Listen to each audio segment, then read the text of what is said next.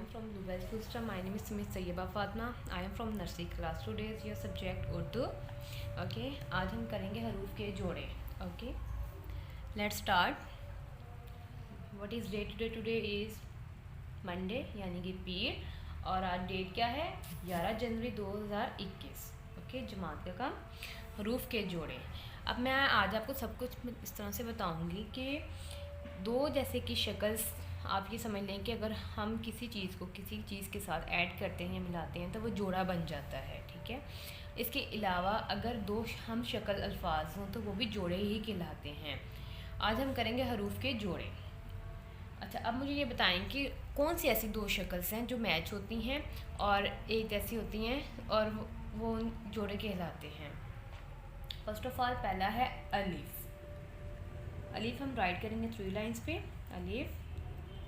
And अगला है next है अलिफ मद्दा. अलिफ और अलिफ मद्दा की शेप एक जैसी है तो हम क्या राइट करेंगे? अलिफ और अलिफ मद्दा.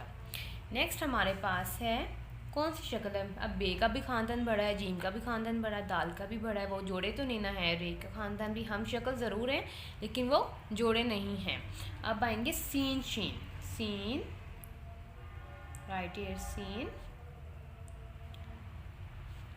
एंड देन शीन. सीन और शीन की शक्ल एक जैसी होती है, इनमें से नुक्तों का फ़र्क होता है.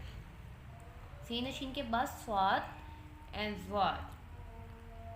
स्वाद एंड ज़्वाद ये भी जोड़े हैं. एक जोड़ा हो गया, ये हमारा दूसरा है और ये हमारा तीसरा जोड़ा है. अब हम नेक्स्ट राइट करेंगे. अब से स्वाद और ज़्वाद के बाद सोचिए क्या आता है, कौन से जोड़े हैं? तोएं ज़ोएं. तोएं ज़ोएं की पहले हम राइट करेंगे तोएं. नेक्स्ट है ज़ोएं.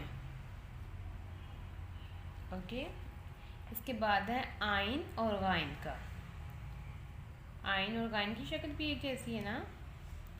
आइन एंड गाइन. इसके बाद अब कौन से जोड़े होते हैं आइन गाइन के बाद? फे. फे एंड कॉफ, क्योंकि इनकी शक्ल एक जैसी है. फे एंड कॉफ. काफ के बाद है काफ, डंडे वाला काफ जो होता है ना, काफ और गाफ. ओके. नेक्स्ट है छोटी ये एंड बड़ी ये. ओके.